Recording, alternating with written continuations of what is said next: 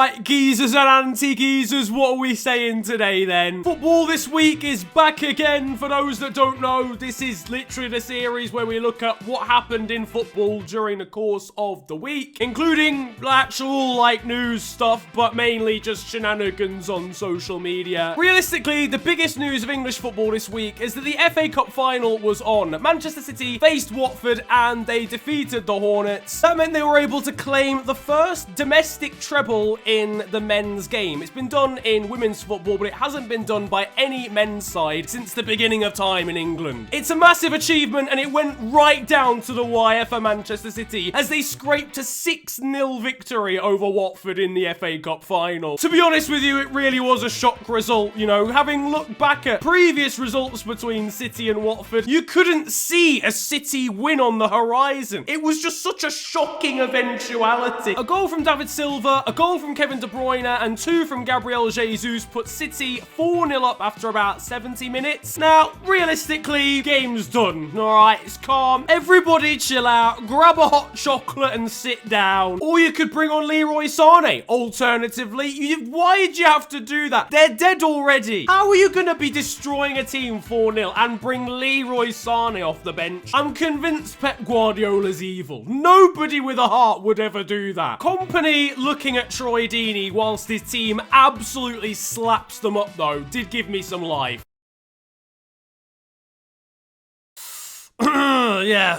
Sorry, I don't know what we can do. We're just too good, clearly. I can see the scoreboard, I realise that, mate. You don't have to rub it in. Yeah, really, it sucks to be you right now, doesn't it? Are you trying to... Was that a pun for it sucks to be... That was terrible. What was it you were saying after the Wolves semi-final, Troy, mate?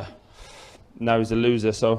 Aurelio Gomez had announced that he was probably going to be retiring from football, so Watford decided to stick him in between the sticks for the FA Cup final as a way to pay tribute to the Brazilian shot stopper. It's fair to say it wasn't the greatest send-off. He conceded 6. One of the players that put 2 past him was Raheem Sterling, and you'd think that his manager was impressed with the situation. You'd be wrong. Oh man, Pep, it's a good day. Scored 2 goals, we've won 6-0, we've completed the domestic treble. Life's just great right now. Are you fucking titting me? Don't even think that I forgot about your lack of tracking back in the 29th minute of the game. I was almost tearing my hair out at the fact that you missed that chance in the 37th. You don't even have any hair. How can you tear it out when you don't? Honestly, I should have brought you off. And as for that cross with 6 minutes to go, it's... Man, I miss the QPR days. I swear they were fun. Raheem Sterling involved in an altercation with his manager. I can't wait for the Daily Mail to get amongst this one. Meanwhile, talking of Pep Guardiola, there's been a lot of speculation surrounding him recently on social media. I'm not going to go to Juventus the next 2 seasons. We got him.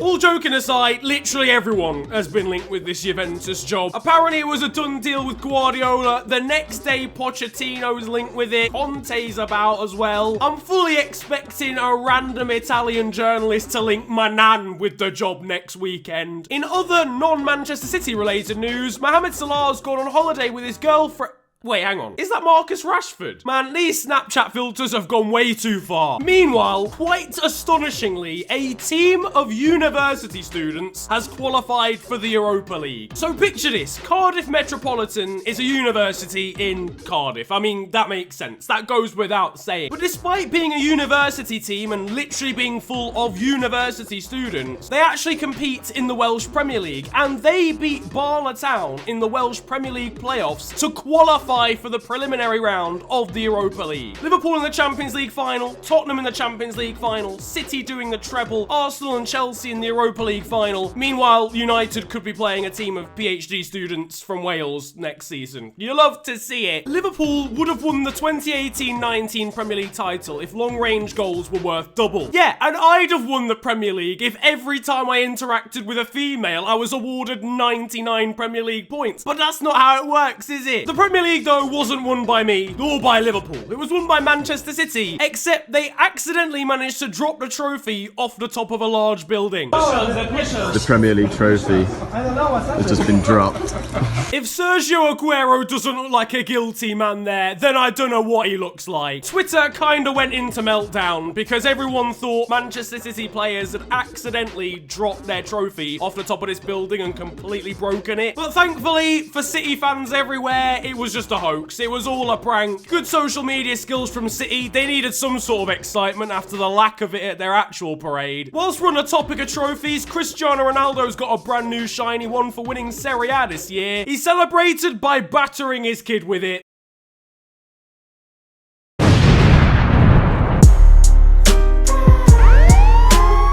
Maybe if I physically drive the silverware into his face, he'll win as much as I did. Now, over in Scotland, a youngster made history for Celtic over the weekend. 16-year-old youth graduate Karamoko Dembele made his first appearance for the club to become the first player to ever play for them, having been born in the 21st century. Now, that's all well and good. He's a baller. Everyone's known about this kid since he was in the youth academy at 13 and he's sick. Now, I hear that, but why does he look like he's about 7.5 years old? Allowed to turn, now to play in Clark. It's just too far ahead of him, but a mix-up at the back. Nicky Clark denied by... I think that sums up Scottish football rather nicely. To be honest, after that shambles, I really need to see something pleasing on the eye. Dear mother of God. To be fair, I rate that from Southampton. Nice of them to hire a kit man who reads through touching braille. Now, I spoke about it briefly in football last week, but it's become official now. Henrik Mkhitaryan will not be travelling with Arsenal to play in the Europa League final. I guess you could say he won't be going Baku to Azerbaijan. I've already talked about how much of an outrage this is. I mean, it's genuinely baffling that an organisation like UEFA can allow for a final to happen, A, at a stadium that's not going to get filled, B, at a stadium where most fans can't even get to, and C, where one of the players physically can't go to because of political tensions. But at least Arsenal fans were able to make light of it by pretending that N'Golo Kante and Eden Hazard might be part Armenian to try and get them banned from the final as well. I mean, I rate the hustle. Bunny, give them a Housery award. In the League One playoff semi-final between Portsmouth and Sunderland, a Sunderland player fell into the crowd and was kicked by a Portsmouth fan. You just couldn't make it up. Honestly, it's time to find this fan. It's really time for justice to be served. Not that guy. Her. Forget about the guy who kicked the player. I'm trying to get phone numbers out here. It's 2-1! Yeah! It's in! Oh, it's gone in! Oh, it's gone in! You stupid cow! It's gone in! Oh my God. So Wrexham have just scored in the National League, but because the ball's gone through the net, they haven't given it. The referee thought it went wide. It's actually unbelievable. Fans start running onto the pitch. There's a massive inquest. The players are going mental, and the referee still doesn't give it. She gives a goal kick instead. One of my favorite things about this clip is the guy who's filming it. I think he does YouTube videos himself, but the absolute outrage in his voice. I could drop kick his child over a fence and he wouldn't be as outraged as this. He hasn't given it! They've got to get on the pitch! I cannot believe this! Ghanaian legend Asamoah Gyan has retired from international football, and as you can expect, his statement is very heartfelt. My mother once told me, you cannot tout a decision you did not take as betrayal, because you have to expect it. I still do not understand that statement, but anyway.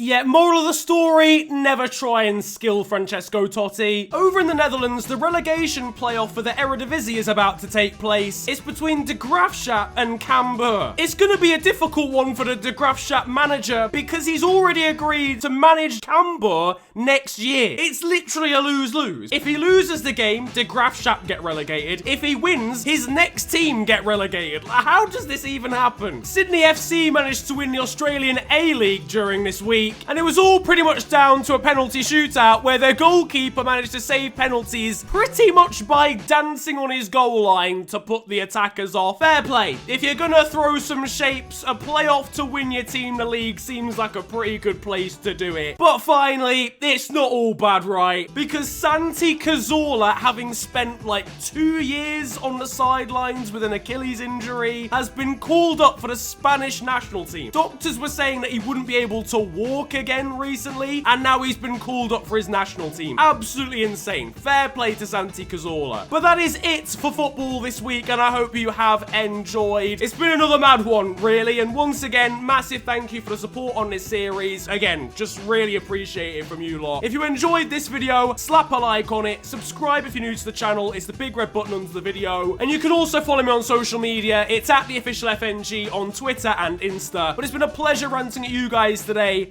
Have a great day, enjoy yourselves, and goodbye.